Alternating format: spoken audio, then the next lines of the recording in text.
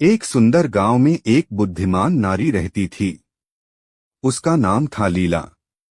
वह गांव की सभी समस्याओं का समाधान निकालती थी और लोगों की मदद करती थी।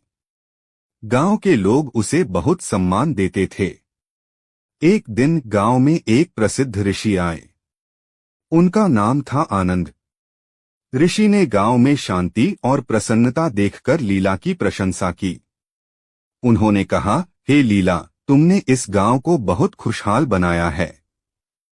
तुम्हारी बुद्धि और करुणा से लोग बहुत लाभान्वित हुए हैं। लीला ने विनम्रता से कहा, महात्मा, यह मेरा कोई विशेष गुण नहीं है। मैंने भी जीवन में बहुत संघर्ष किया है।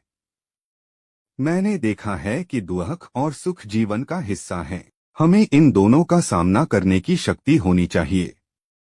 ऋषि ने कहा, तुम्हारी बात सही है लीला।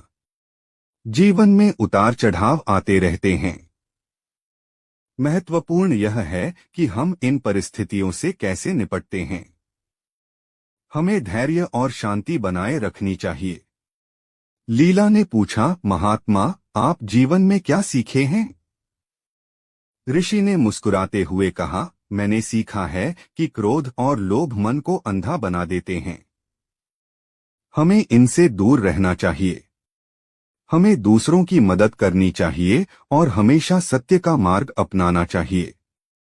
लीला ने कहा, महात्मा, आपकी बातें बहुत सार्थक हैं। मैं इन बातों को हमेशा याद रखूंगी। ऋषि ने कहा, लीला, याद रखो, ज्ञान केवल किताबों में नहीं मिलता है। यह जीवन के अनुभवों से भी सीखा जा सकता है। हर व्यक्ति के पास कुछ न कुछ। विक्रम एक प्रतिभाशाली युवक था। पढ़ाई में अव्वल, खेलों में दक्ष और कला में रुचि रखने वाला। लेकिन जीवन ने उसके साथ एक ऐसा खेल खेला कि वह धीरे धीरे खुद को ही भूलने लगा। सब कुछ एक दिन में ही बदल गया। एक सड़क दुर्घटना ने उसके माता पिता को छीन लिया। अकेलापन उसे घेरने लगा। घर जो कभी खुशियों का घर था, अब एक खालीपन सा लगने लगा। दोस्तों के साथ खेलने का मन नहीं करता था। पढ़ाई में मन नहीं लगता था।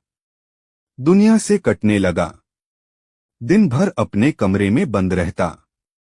खिड़की से बाहर झांकता, लेकिन दुनिया धुंधली सी दिखती। लोग आते जाते,